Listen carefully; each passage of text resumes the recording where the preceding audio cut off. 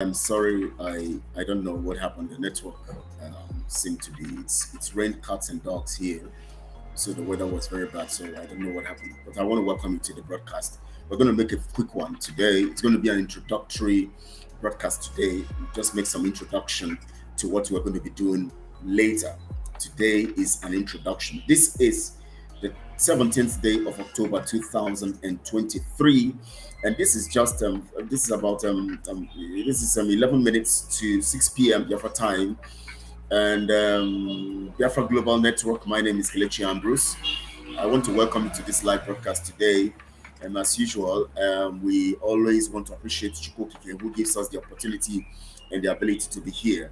Before we go into the broadcast today and discuss details and some very, very important things we're going to be discussing, because we have to look at you see the most critical thing or the most dangerous thing that can happen to a people is when they don't even access their lives. They don't assessment. You know what you call continuous assessment in school?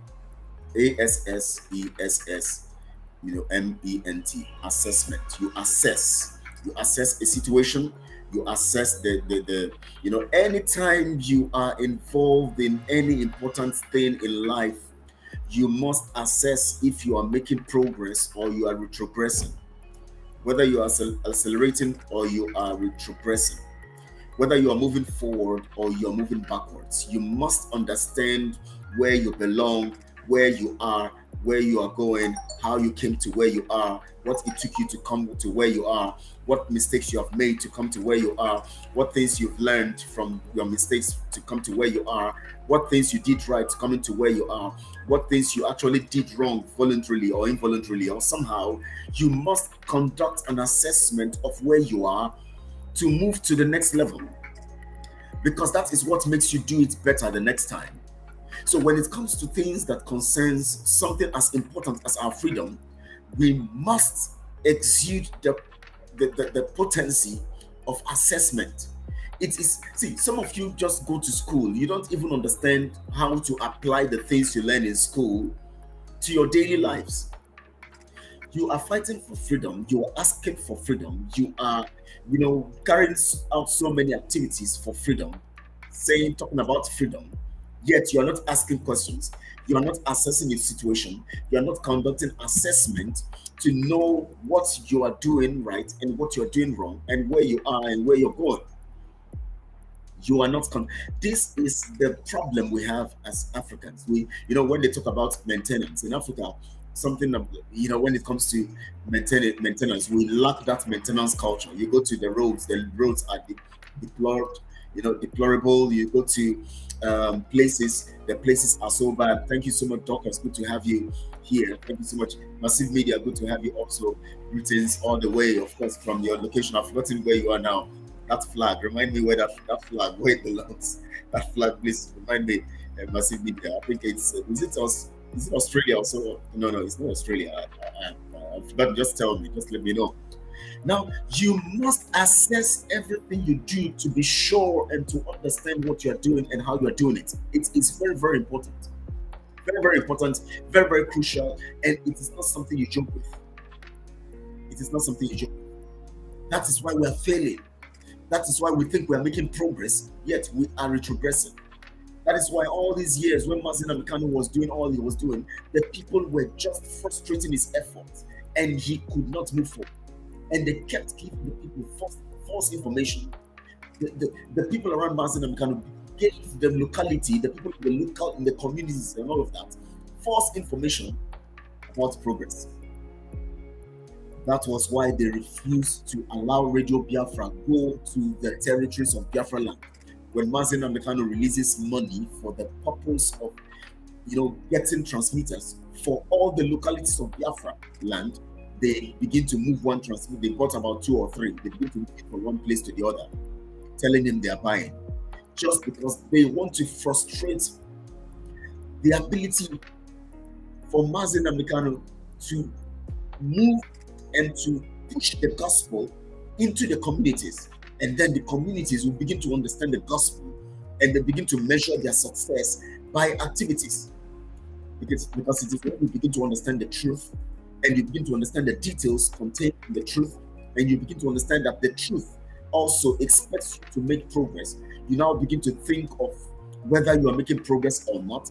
You now begin to utilize the meters or the measurement facilities to ascertain if you are making progress or you are retrogressing.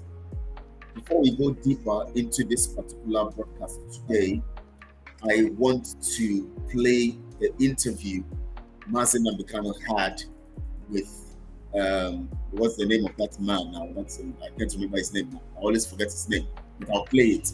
I'm going to play that particular that interview so that some of you will be reminded of what Mazi Nnamdi stood for or is standing for. Now, you might not be asking yourself. The reason why I'm talking about assessment is, how many of you have sat down to ask yourself, why is Mazi Nnamdi still in the dungeon of the DSS?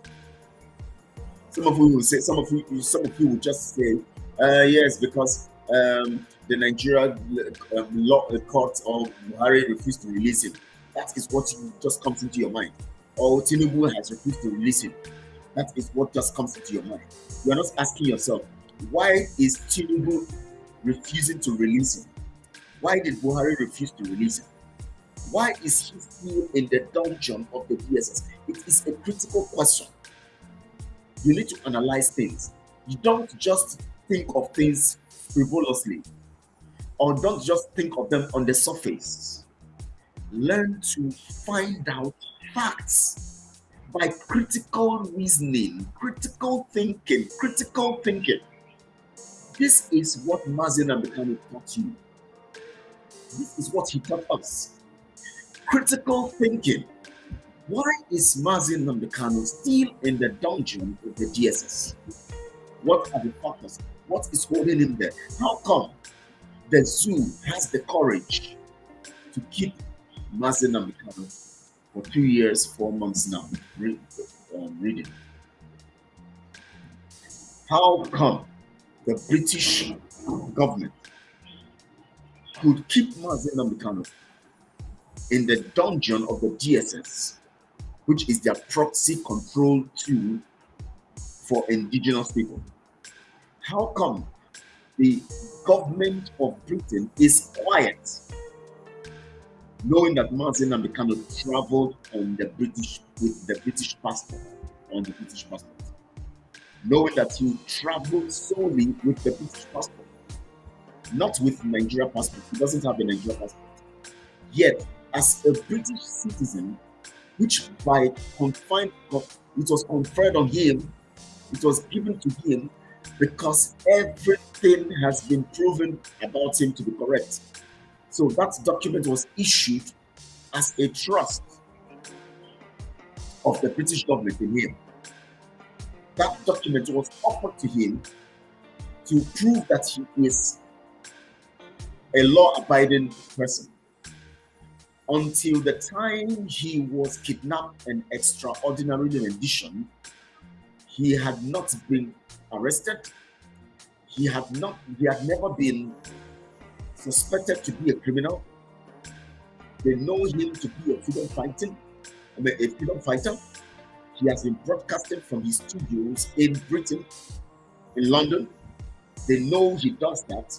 They listen to his broadcasts. They know he is not saying anything that is contrary to the law. They know he is law-abiding, yet they still allowed him to be kidnapped and extraordinarily renditioned. Why? Ask yourself that question. Before we go into the details, let me play this, because I want you to really think deeply today and understand this. Now, listen to Mazi. It is not in our hands, because you know what? Power belongs to the people. Anything we want is what we're going to get. Once again, I want to ask this. Do you think this dream is realizable without a war? And are you prepared to fight another war? This dream can be realized without a war. And let me put it this way, as soon as the people, the various ethnic groups in Nigeria realize what Nigeria means to each and every ethnic group, they will subscribe to our position. So it is realizable without a war. Before the white man came, let me ask you this, because it's an interview, which means you can ask me questions and I can ask you. Before the white man came, was there any Nigeria? Before the white man came, did Nigeria exist? It's a simple question that I'm asking. Did Nigeria exist before? It didn't, no. It didn't exist. Then why are African people, black people dying over something that they did not create? Did any Yoruba man create Nigeria? The answer is no. No Igbo man created Nigeria. No Hausa man did. No Fulani man did. No Kanu man did. No Chukun man did.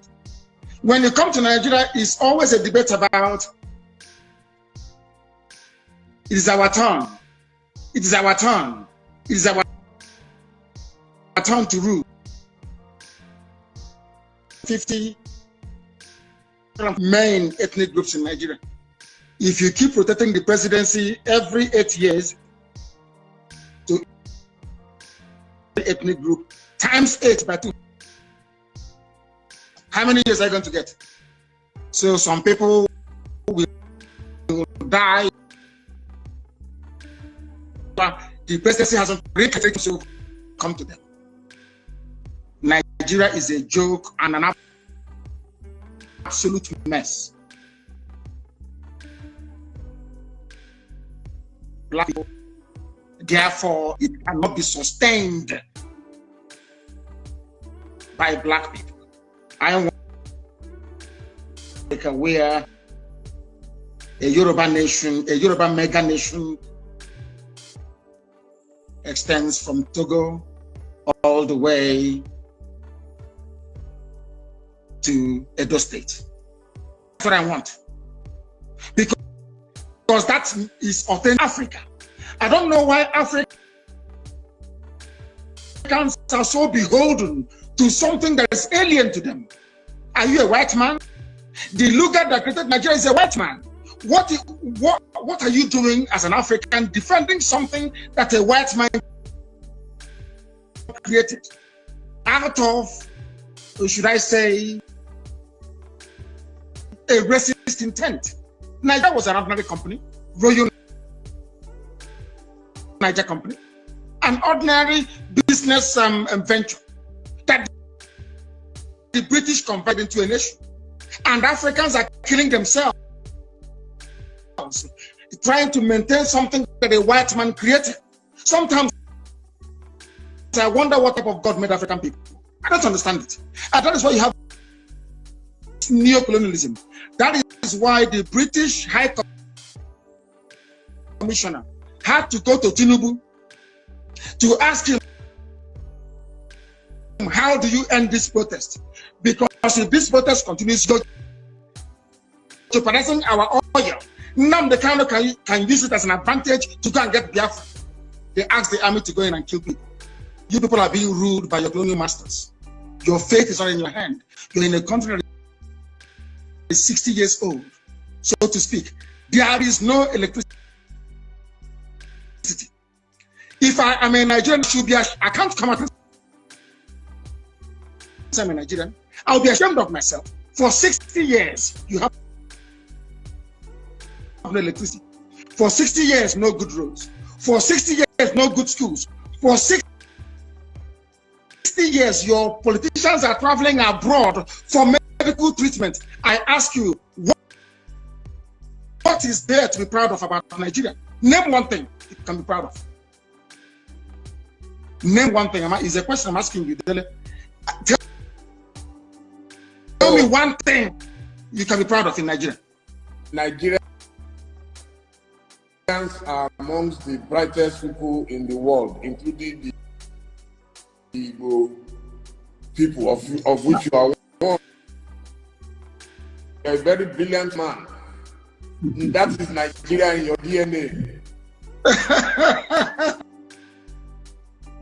I was born a Biafran, not a Nigerian. Nigeria is a historical mistake. Was there a birth certificate at that time that wrote Biafra on it? Of course, yes. You want me to show you?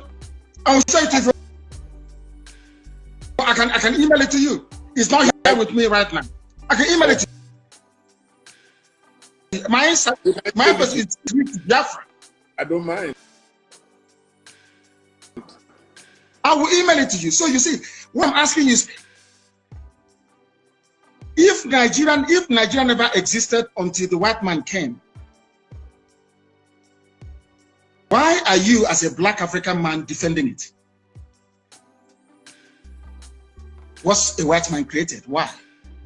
When you have Yorubas in Benin Republic, Yoruba is in Togo, they speak your language, they eat your food, they dress the same way you do, you have the same culture, the same value system, the same orientation, and I'm asking you, and the white man came from Europe and said, oh, you are Yoruba from Togo, you speak French. You're Yoruba from Benin Republic, you're going to speak French. But you, Dele, you're Yoruba from Nigeria, you speak English. Are people not perturbed by that? That level of dehumanization, that level of subjugation. You see, the one thing that shocks me about Africa and their class of intellectuals is the fact that they are willing to swallow hook, line, and sinker anything the colonial master gives to them. And I've asked you this very question. Can you go to Europe and create a country as a black man? The answer is no. Then why must you accept what a white man is doing in Africa? You see why we are poor and very backwards.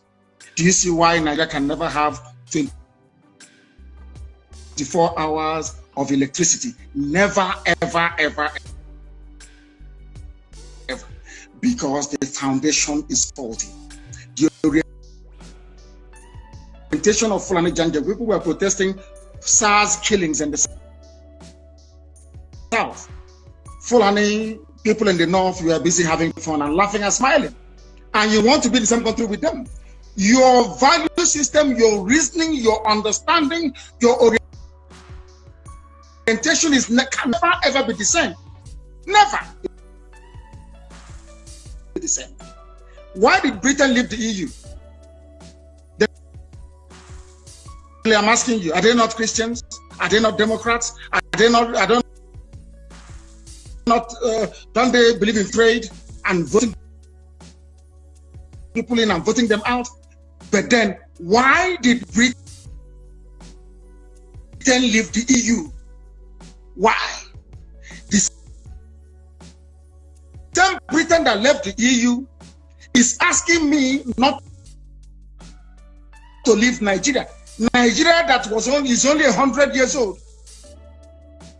Your grandfather was not a Nigerian. Was not. So why must you throw away the history of your family?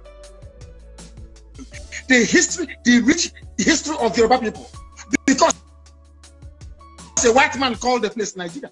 Why must you do that? Why? Can I go to England and name them and name them Albania and say all your history is now gone? We are doing our ancestors a disservice. And let me tell you why Black Africa cannot go forward. Some people, not you, some people accepted this nonsensical balkanization of Africa with their useless flag independence. And your ancestors are in the grave. Your ancestors that existed before the white man was born, they are in the grave. You jettison their history and their identity. You banish it. You denigrate it. You insult them by accepting this garbage called Nigeria, and you want them to be happy with you. That is why no black African country can see development. No black. Yeah, welcome back to the broadcast. Of course, I just had to play that, and it's also part of the broadcast anyways. Welcome back. I want to thank you for staying put. I had to play that clip for you to, if you are very careful to reason along the line of Mazi and Kanu's narrative, and then looking at Dele's, mentality, you come to appreciate, why some things are the way they are with us today, and why some of our people are behaving the way they are behaving, and how we can neglect a man like Mazi and Kanu in the DSS dungeon, and all we do is clamor for material things, for things that make no sense, and all of that. Now, if you observe critically, let me look at Massive Media. Massive Media gave an answer here. Massive Media says MNK, our able and reliable leader, is still in the dungeon or the cage, DSS cage, still till this juncture, because those he worked with, all Igbo politicians and all Igbo worshippers of money, as they bow before the Fulanis. That is still the general answer we always have. We have this general answer, and but you gave the answer very, very correctly. And basically, of course, that is also the answer that most of us have in mind. Mazi Kanu was told by the people within, in conjunction with the politicians, the BIAFRA politicians, and also the those who worship money and all of that. And of course, basically those in the DOS some members of the DOS partook or were the ones who made that happen very, very effectively. That is true. Very, very correct and very, very true. Now, let's look at it now in this fashion. Mazi Kanu was talking about the mentality of the people, and he said something, and Dele said to him that, where's your birth certificate to show that you are not a Nigerian, you are a Biafran? Now you see, I want to point out something here, because that will help us reason critically along the line of why our people are so short-circuited in their mentality, to the point that for 2 years plus, Mazi Kanu is still in the dungeon, and yet they are celebrating the criminals out there who are working against the dictates of Mazi Kanu. Now, if you are not critical in your thinking, you might not deduce this from what this particular interview that Dele Momodu granted to Mazi Kanu. And I just love the way Mazi Kanu did it, because he was trying to use things practically to convey a message to Dele, and that alone could not make Dele argue the whole facts that Mazi Kanu was putting out to him. Mazi Kanu was talking about him not being a Biafran, that he's him being a Biafran, and not a Nigerian. And here is Dele saying that, can you show us a certificate to prove that you are a Biafran, that you're not a Nigerian? Because he initially called Mazi Kanu a Nigerian. He said something. Dele said that Nigerians are gifted people. Nigerians are, very smart and very industrious, and including the Igbos. And then he now said, Mazi Kanu now laughed, including Mazi Kanu. He now mentioned Mazi Kanu as a smart and intelligent person, and all of Mazi Kanu now laughed. Mazi Kanu now said he is a Nigerian. And Dele said, do you have a certificate to prove it? Now, let's look at it now from that point of certificate. You see, when it comes to those who want to argue things blindly, they justify their arguments using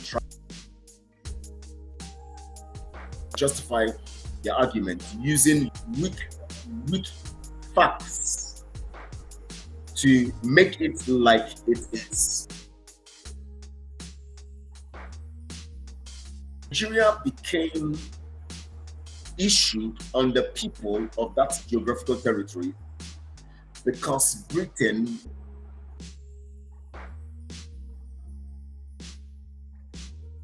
business program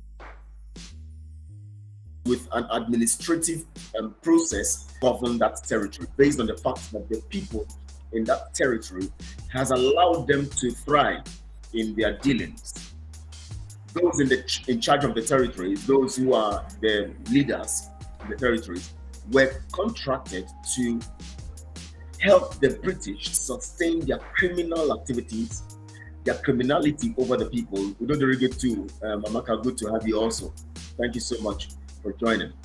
Now, it is critical because the enemies were only able to continue to subjugate the people until they called the people Nigerian, because those involved allowed them to thrive.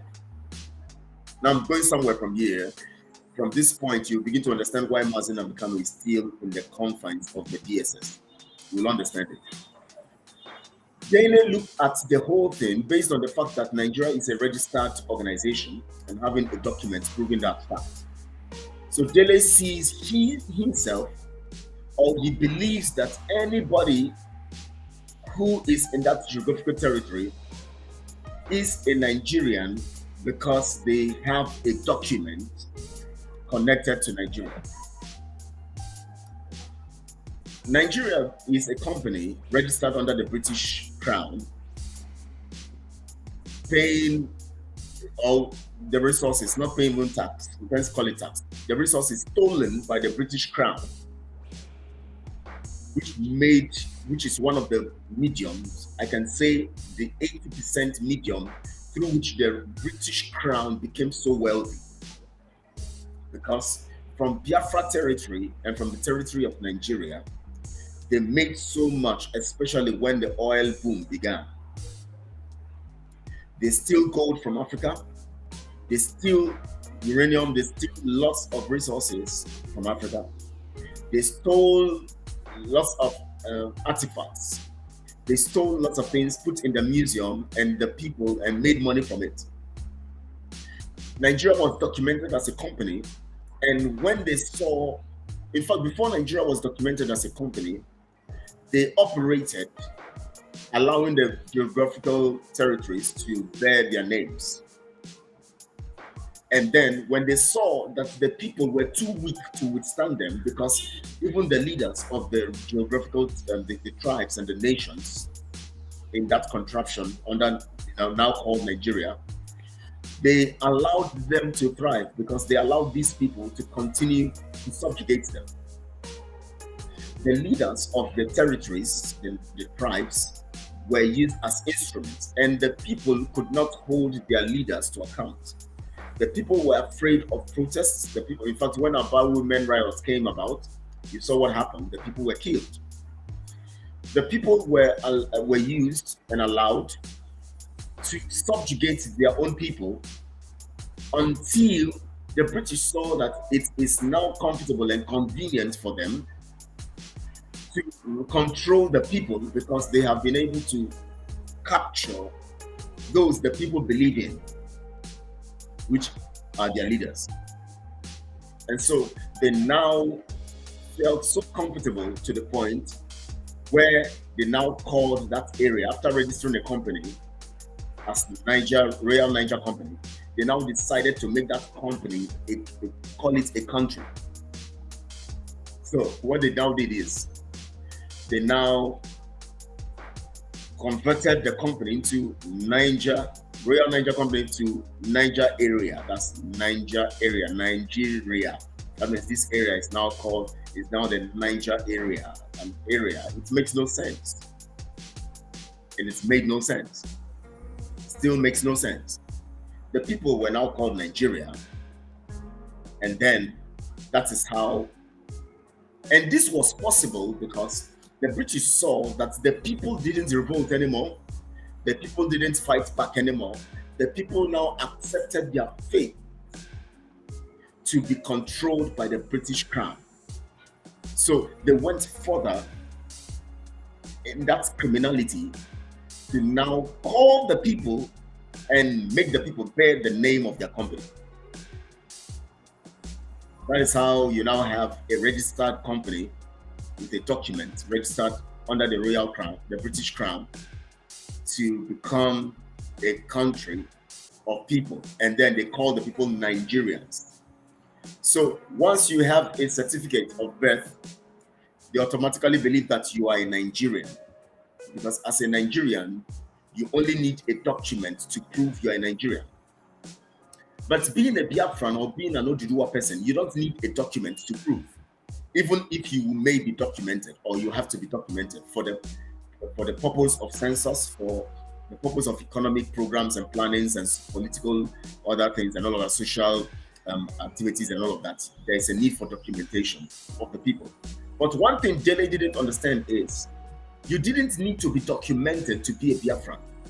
He was asking Mazi Nnamdi Kanu to produce his document.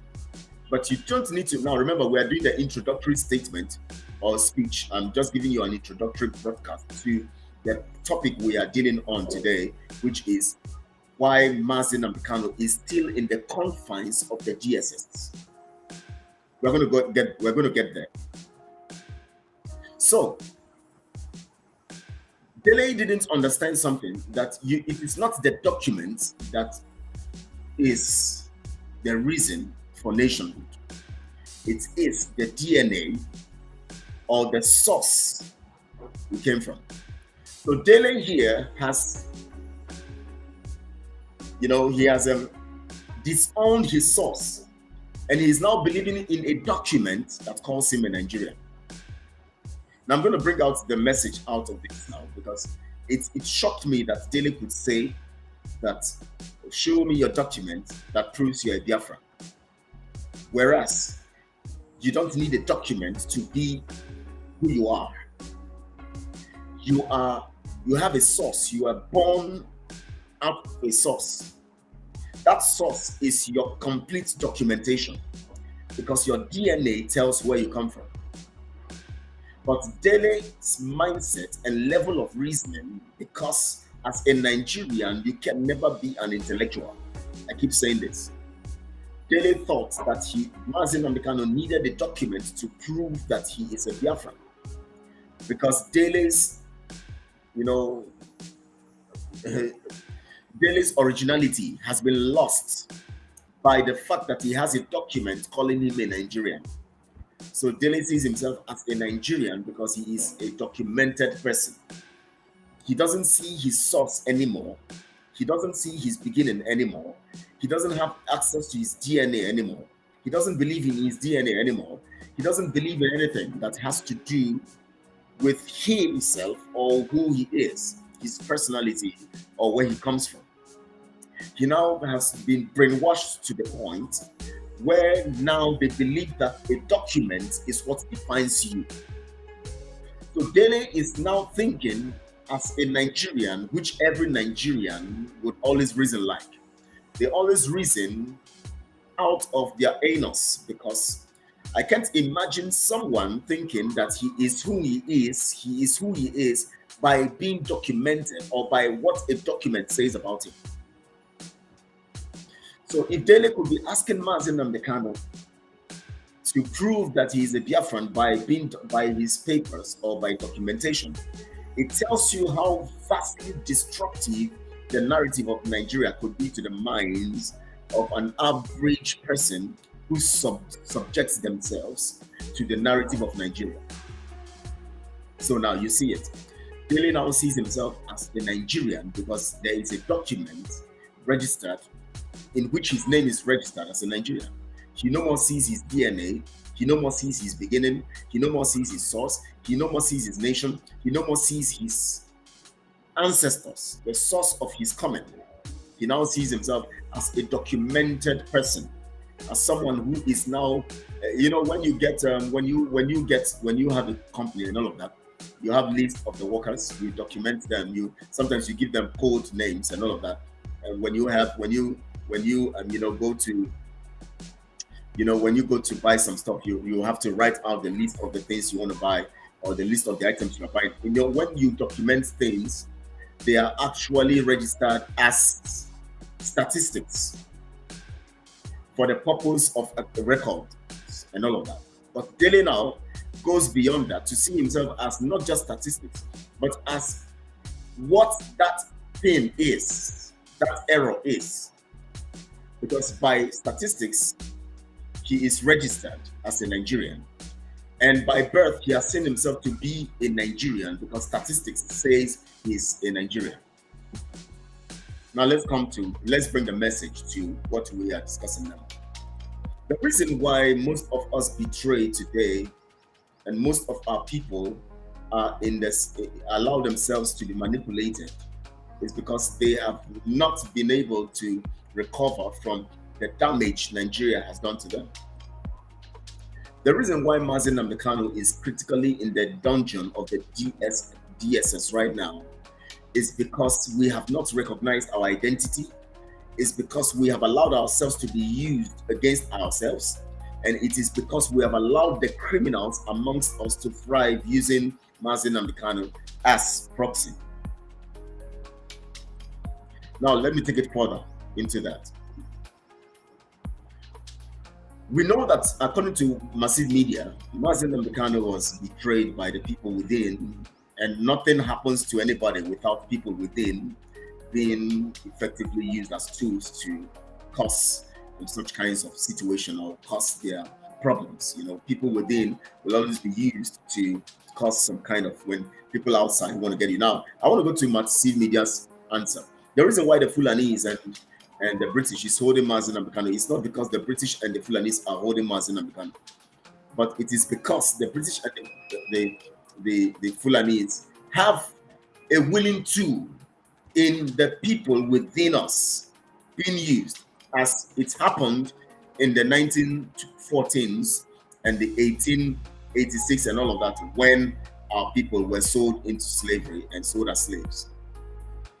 Because the people now accepted the British controlling force over them, the British now went an extra mile to change their identity and call them Nigerians. Your enemies an edge. They will come further because they need to control, they want to have everything about you. You became a Nigerian, was given to you as a Nigerian, you allowed these people to continue to subjugate you, and you accepted them as your slave. So they went further to name you what they have to name you. Because if they wouldn't have gone further, had risen then, our father has risen then and say, no, we can never be Nigerians, or we can never be controlled by you. They would not go further to tell them that they are this. If the other tribes and all of that had all said and rejected, if they had all rejected all of this stuff, rejected these people, these slave masters, and said, no, we don't want your control over us. If they had rejected them, they wouldn't have been able to go further to change their identity and call them Nigerians. But because they accepted it, because they allowed them to continue to subjugate them, because they allowed them to continue to take their resources, they allowed them to continue to take what is vital to them, they allowed them take over their lives, they allowed them control them in all ways, they now went a step further. The slave masters now went a step further to now give them a name that befits their behavior. A name, when you behave like a mumu, what person will call you? They will call you mumu, right? That's what happens. When you in the way you behave, people call you by the way you behave in their hearts. When you behave, you look at him, he's a fool. When there's a way you behave, you will be named as that. So as soon as the people were becoming zombies allowing themselves to be controlled, allowing themselves to be subjugated, allowing themselves to be, under the control of the British, and allowing themselves to be manipulated and their resources taken and stolen by the British. The British say this one's Namu. And that word Mumu means Nigeria. These ones are Nigerians. Let's call them Nigerians. Because Niger area, blacks, people, crossed people. So they call them crossed people. Crossed people. They call them crossed people. When they say they are fools, that means they are Nigerians. They named the people after that. And the people, not knowing what the meaning in disguise, the name Nigeria, the disguise in that name, they now accepted it as their name and accepted it to the core, to the fullest. They now married in it, gloried in it, accepted it, and walked in it, and all of that, and allowed themselves to be controlled by it. Now, let me play this again so that you can understand what I'm trying to point out here. Let me play this other message of Mazi Nnamdi Kanu, because you need to understand some things before I go further. I'm going to take you further on this note. And I want you to understand something. If you allow yourself to continue to be stupid, your enemies or the people who are in control would want to use you and continue to name you what they want to name you. Now, because we have do you know the meaning of Mazi Nnamdi Kanu remaining in the custody of the DSS? Do you know what they are telling you by words? Let me tell you, because some of us don't understand. This. Do you know the meaning? Just like they called us Nigerians because of the way we behaved, our forefathers behaved. So they called us Nigerians, because that means another way of saying these are fools, these are Nigerians. Because they saw that they were allowed to steal the resources of the people. They saw that the people allowed them to continue to take the resources, take them as slaves, kill them, maim them, and use their leaders against them and all of that. And they said, wow, let's call them Nigerians. Let's call them fools. Or they are fools, so let's call them Nigerians. So they pronounce the name Nigeria, but indirectly they're telling you are a fool. That's what happened. So now, let's bring it to this notion. The reason Mazi Nnamdi Kanu is in DSS dungeon now, and that action of keeping him in the DSS dungeon is an insult. And what is the insult? These are idiots. They are calling the Biafra nation idiots. They couldn't rise up to stop us after we brought this guy. We kidnapped him. We extraordinarily renditioned him. They still sit down, and all they are arguing is looking for their titles, stealing their own resources, stealing from their own people, doing Biafra government in exile here, doing fundraising here, collecting monies and all of that, dancing all around the market naked, and we are holding their leader unjustly. So when they saw that we are so interested in programs and activities, they now called us fools by holding Mazi Nnamdi Kanu down. So holding Mazi Nnamdi Kanu down is another way of calling people Nigerians. The way they were called Nigerians, does it? It's another way of telling us that we are fools. That means we are holding him as an evidence of our foolishness. They couldn't and they wouldn't have been able to hold Mazi Nnamdi Kanu up to this time if the people had stood up.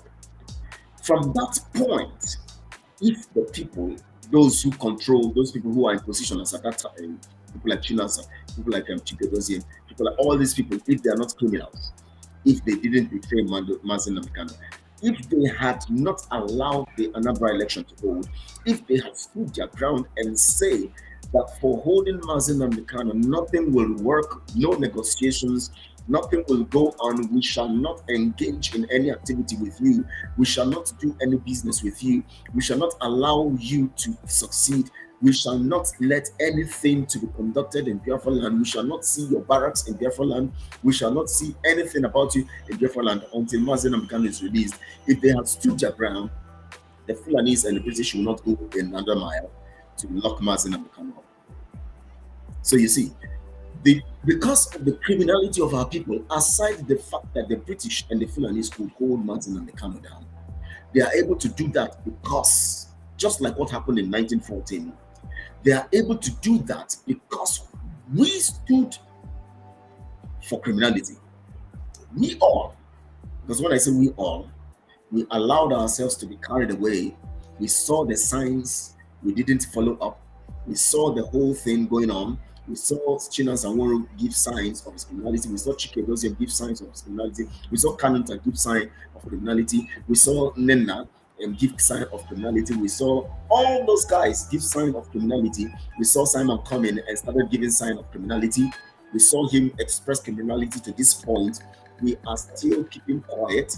We are still promoting them.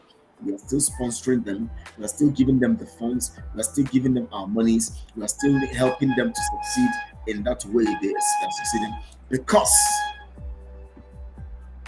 we are stupid. When I say we, I'm actually talking about those people who are allowing these things to continue. So because of that, the Fulanis hold Mazi Nnamdi Kanu down as an evidence of our stupidity. Now, let me remind you something. Do you remember in 2021, late 2022, 1 or 22, no, 2022, last year, early last year, when Malami said something? He said that the situation in the south or in the east has not gotten to the point of security danger or something, or security, or let's say, I'm looking for a simple word that to make us all understand, has not come to the point where there is an urgency or an emergency situation on security. Now, doesn't that tell you something? That the reason why they continue to do what they are doing is because we have not shown them enough reason for them to stop what they are doing. So all these dancing around, this one will come, expose this one's camp. Simon will come, expose that one's camp, kill them. Chinasa will go, kill the other one. Those ones that don't work with them, they kill them. Those ones that are working with another group, they kill them. Simon keeps collecting monies, giving himself title. He now goes, sells, opens up this guy's camp. What's the name of the guy now? Orgy's camp. Innocent Orgy, so that his own man, which of course he controls, because when his man is there, it is him that is taking the glory, so that his own man will be there. And all they do is keep on coming on social media, showing you videos and showing you stupidity and displaying something that does not look real. If you look at it, you know that it's just fake. They don't even look, and they now began to call him general, and every of the criminalities going on, and the people are looking at us, these people are just funny. And they know that these people killing themselves, they are not attacking the government houses, they're not attacking the barracks, they're not attacking the oil installation, they're not attacking the business centers, they're not attacking the politicians and their houses. They are only attacking the people they could attack within the territories, and maybe even the military people they're attacking on the checkpoints is another way of helping them also to kill the people more. Because when they go to attack the people at the checkpoints, the Nigerian agents will now come as an excuse to kill more people, so that they keep reducing and diminishing our numbers and all of that. They see all of the things we are doing is favoring them. And so it is easier to keep Mazi Nnamdi Kanu there and let all these things continue than to bring him out and let the people be free. Because keeping Mazi Nnamdi Kanu makes the people continue their criminality and all of that, and they enjoy it. Those people who are killing at the checkpoint are still from some of them from Biafra land, some of them from Odiwa land, some of them, so they will still recruit more. And so, but they are still enjoying the heat because it doesn't affect their assets. Their assets are intact. Asorok is intact. Their oil installations are intact. The government houses are intact. Everything is intact. So as long as you keep killing people outside there, it's not a problem to them. It's not a problem to them. But it helps them also come to attack you in the name of trying to look for you. They keep killing other people. because they use it as an excuse to kill the people. They know that they are coming for you, and they know that the people that the real people who committed the crime are nowhere to be found. They know they are in the bushes. They know they have gone away. They're not there. But they come there. They use that as a means of excuse to continue to diminish the people and to kill the people, because you are helping them to succeed. I'm going to continue this broadcast tomorrow because of time. Spent much time today. I thought we were going to do a 2-hour thing, but because of the time I have, I needed to do other things. And so it took my time. I'm going to continue this broadcast tomorrow or Thursday, hopefully. And I want you guys to understand this. We will go deeper. We will go deeper into this first. It will not be to understand why and what we are doing and how it affects the whole system. We need to understand what, affects the system. Be very, very careful, because you don't know who is who around you. So when we broadcast like this, what we say, we don't know who is around. That's why you see I'm trying to grow my voice and all of that, so that you get the message. Because you have to be wise. And Nigeria contraction must end this mentality to end their slavery on us. If we don't end this mentality, we are still going to be slaves. And for Mazi Nnamdi to be free, we must do something drastic. Talk about that in the next podcast. So hopefully, we're going to get the information and all of that. Thank you all. I appreciate you guys. And let me look at the messages that have been here. Let me see if there's something I can talk about the messages. And of course, from top, we have looked at those ones. Massive Media gave us an answer initially that we actually did that and all of that. BIAFRA has come to stay. Amaka says there is nothing anyone can do about it, and that's the truth. Nothing anyone can do about it. And because nothing anyone can do about it, we would always come here to proclaim the truth, so that those who don't know will know, and everybody will put hands in the path of truth. And so that Biafra that has been designed to come will come in our time. Mother says almost all Biafrans, the people family. And then we have Amaka says we will never give up no matter what. Of course, we can't give up. Youth agitation is not a child's play. Of course, we know that it's not a child's play, but people have turned it. People have turned it to child's play, but we are going to retrieve that spirit of action and understanding, so that our people work on the right information. With the God of our land, fight our secret battles. Say the mission of time and agreement will make the Biafra people feel bad and paint Biafra black. Chineke got oil. Yeah, so Doctor says you're saying the truth.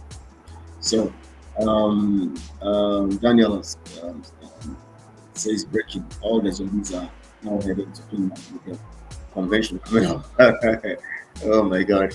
The Kurima is dancing to Finland music today. My god, don't play. Of course, some of the fact is not working for the civil government or anybody except for the restoration of Biafra. Let men start in pipelines. It's also the way of stabilizing Nigeria. You will not do that. No, you can't do that. I don't care if anybody is watching this podcast, even if only one watching, the only person with 400 people. Amaka says, hope he doesn't have Asuka's nude. He will expose him behind it.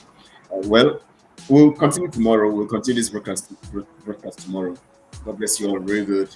And all hail accountability and conspiracy group. We're coming and we're going to come up strong. Thank you, and I appreciate you guys. And stay blessed.